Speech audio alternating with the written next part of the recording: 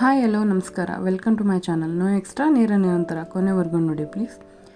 ಇವತ್ತು ನಾನೊಂದು ಸಿಂಪಲ್ಲಾಗಿ ಚಳಿಗೆ ಕ್ಯಾರೆಟ್ ಸೂಪ್ ಮಾಡೋದು ಹೇಗೆ ಅಂತ ಹೇಳ್ಕೊಡ್ತಾಯಿದ್ದೀನಿ. ಇದಕ್ಕೊಂಚೂರು ನಾನು ಎಣ್ಣೆ, ತುಪ್ಪ ಅಥವಾ ಬೆಣ್ಣೆ ಏನೂ ಬಳಸಿಲ್ಲ, ಕ್ರೀಮೂ ಬಳಸಿಲ್ಲ, ಆದರೆ ತುಂಬ ಕ್ರೀಮಿಯಾಗಿ ಟೇಸ್ಟಿಯಾಗಿ ಬರುತ್ತಿದ್ದು. ಹೇಗೆ ಮಾಡೋದು, ಏನು ಬೇಕು ಅಂತ ನೋಡೋಣ. ಫಸ್ಟು ನಾನು ಐಟಮ್ಸ್ ಏನು ಬಳಸಿದ್ದೀನಿ ಅಂತ ಹೇಳ್ತಾ ಇದ್ದೀನಿ.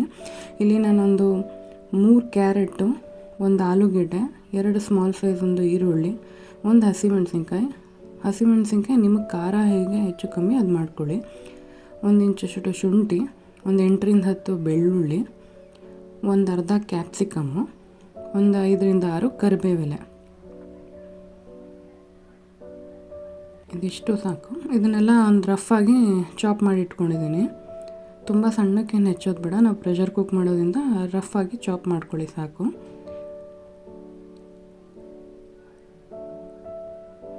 ಈಗ ಇದಕ್ಕೆ ಅದನ್ನು ಕಟ್ ಮಾಡಿರೋ ಎಲ್ಲ ತರಕಾರಿನೂ ಪ್ರೆಷರ್ ಕುಕ್ಕರ್ಗೆ ಹಾಕ್ಕೊಳ್ಳಿ. ಶುಂಠಿನ ಒಂದು ಸ್ವಲ್ಪ ಮಾಮೂಲಿ ಪೀಸಸ್ ಕಟ್ ಮಾಡಿ ಇಟ್ಕೊಳ್ಳಿ. ಹಾಕಿ ಉಪ್ಪೇನು ಹಾಕೋದು ಬೇಡ, ಅದು ಮುಳುಗೋಷ್ಟು ನೀರು ಹಾಕ್ಬಿಟ್ಟು ಒಂದು 3ರಿಂದ 4 ವಿಷಲ್ಲು ಚೆನ್ನಾಗಿ ಬೇಯಿಸ್ಕೊಳ್ಳಿ. ಅದನ್ನು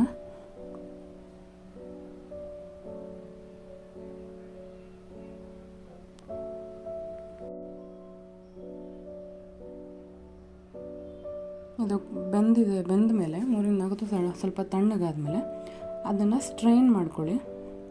ತರಕಾರಿ ಎಲ್ಲ ಚೆನ್ನಾಗಿ ಬೆಂದಿದೆ ನೋಡ್ಕೊಳ್ಳಿ.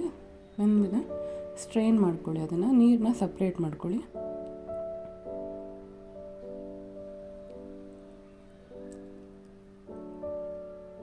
ಸ್ಟ್ರೈನ್ ಮಾಡಿಕೊಂಡು ನೀರು ಸಪ್ರೇಟ್ ಮಾಡಿ ಈ ಬೆಂದಿರೋ ತರಕಾರಿನ ಸ್ವಲ್ಪ ಆರಕ್ಕೆ ಬಿಡಿ, ತಣ್ಣಗಾಗಲಿ. ಅದು ತಣ್ಣಗಾದ್ಮೇಲೆ ಒಂದು ಮಿಕ್ಸರ್ ಜಾರ್ಗೆ ಹಾಕ್ಕೊಳ್ಳಿ.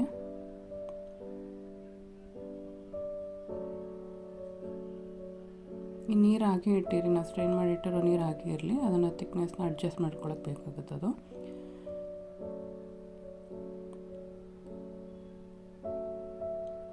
ತರಕಾರಿ ಬೆಂದಿರೋ ಸ್ವಲ್ಪ ತಣ್ಣಗಾದ್ಮೇಲೆ ಮಿಕ್ಸಿ ಜಾರ್ಗೆ ಹಾಕ್ಕೊಂಡು ಬೇಕಾದ್ರೆ ಒಂದು ಸ್ವಲ್ಪ ಬೆಂದಿರೋ ನೀರನ್ನೇ ಒಂದು ಅರ್ಧ ಲೋಟದಷ್ಟು ಹಾಕ್ಕೊಂಡು ನುಣ್ಣಗೆ ರುಬ್ಕೊಳ್ಳಿ. ತುಂಬ ಫೈನ್ ಪೇಸ್ಟ್ ಆಗಬೇಕು. ಇಲ್ಲಿ ನಿಮಗೆ ಅವಶ್ಯಕತೆ ಇದ್ದರೆ, ಇಷ್ಟ ಆಗಲ್ಲ ಅಂದರೆ ಸ್ಟ್ರೈನ್ ಮಾಡ್ಕೊಳ್ಳಿ. ಇಲ್ಲಿ ನಾನು ಚೆನ್ನಾಗಿ ನುಣ್ಣಗೆ ರುಬ್ಬಿರೋದ್ರಿಂದ ಏನೋ ಆ ಥರ ಬಾಯಿಗೆ ಸಿಗೋದೇನೂ ಇಲ್ಲ. ನಾನು ಸ್ಟ್ರೈನ್ ಮಾಡ್ತಿಲ್ಲ, ಹಾಗೆ ಒಂದು ಪಾತ್ರೆಗೆ ಟ್ರಾನ್ಸ್ಫರ್ ಮಾಡ್ತಾಯಿದ್ದೀನಿ. ಈಗ ನಾನು ಬೆಂದಿರೋ ನೀರನ್ನು ಇದಕ್ಕೆ ಹಾಕಿ ಮಿಕ್ಸ್ ಮಾಡಿದೆ. ಸಪ್ರೇಟ್ ಮಾಡಿ ಇಟ್ಕೊಂಡಿದ್ವಲ್ಲ ಆ ನೀರನ್ನ, ಅದು ಥಿಕ್ನೆಸ್ ಇನ್ನೂ ಸ್ವಲ್ಪ ತುಂಬ ಗಟ್ಟಿ ಇದೆ ಅಂತ ಇನ್ನೊಂದು ಸ್ವಲ್ಪ ನೀರು ಹಾಕಿ ಕನ್ಸಿಸ್ಟೆನ್ಸಿನ ಅಡ್ಜಸ್ಟ್ ಮಾಡ್ತಾಯಿದ್ದೀನಿ ನಾನು. ನಿಮ್ಗೆ ಯಾವ ಕನ್ಸಿಸ್ಟೆನ್ಸಿ ಬೇಕು ಅದಕ್ಕೆ ನೀರು ಹಾಕಿ ಅಡ್ಜಸ್ಟ್ ಮಾಡ್ಕೊಳ್ಳಿ. ಈಗ ಇದಕ್ಕೆ ಒಂದು ಅರ್ಧ ಟೀ ಸ್ಪೂನ್ ಜೀರಿಗೆ ಪುಡಿ, ಒಂದು ಅರ್ಧ ಟೀ ಸ್ಪೂನ್ ಪೆಪ್ಪರ್ ಪುಡಿ, ಒಂದು ಅರ್ಧ ಟೀ ಸ್ಪೂನ್ ಮಿಕ್ಸ್ಡ್ ಹರ್ಬ್ಸು, ಒಂದು ಅರ್ಧ ಟೀ ಸ್ಪೂನ್ ಪೆರಿ ಮಸಾಲ, ರುಚಿಗೆ ತಕ್ಕಷ್ಟು ಉಪ್ಪು, ಒಂದು ಅರ್ಧ ಟೀ ಸ್ಪೂನ್ ಸಕ್ಕರೆ, ಇದೆಲ್ಲ ಮಿಕ್ಸ್ ಮಾಡಿ ಚೆನ್ನಾಗಿ ಇನ್ನೊಂದು ಸಲ ಬಿಸಿ ಮಾಡೋಕ್ಕೆ ಇಡಿ. ನಾವು ಆಲ್ರೆಡಿ ಪ್ರೆಷರ್ ಕುಕ್ ಮಾಡ್ಕೊಂಡಿರೋದ, ತುಂಬ ಹೊತ್ತೇನು ಬಿಸಿ ಮಾಡೋದು ಬೇಡ, ಒಂದು ಕುದಿ ಬಂದರೆ ಸಾಕು.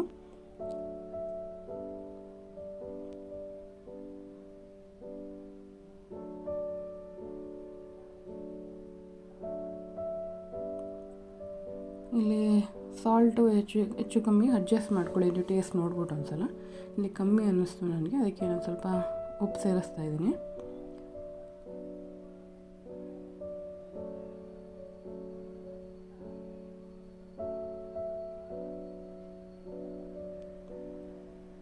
ಚೆನ್ನಾಗಿ ಒಂದು ಕುದಿ ಬಂದಮೇಲೆ ಸ್ಟವ್ ಆಫ್ ಮಾಡಿಬಿಟ್ಟು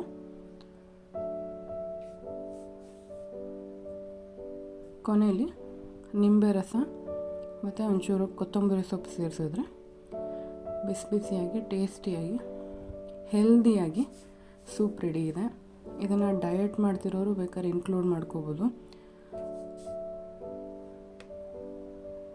ನಾವೇನು ಎಣ್ಣೆ ಆ ಥರ ಏನು ಉಪಯೋಗಿಸೋದ್ರಿಂದ ಡಯಟ್ಗೂ ಒಳ್ಳೆಯ ಹೆಲ್ದಿ ಸೂಪ್ ಇದು.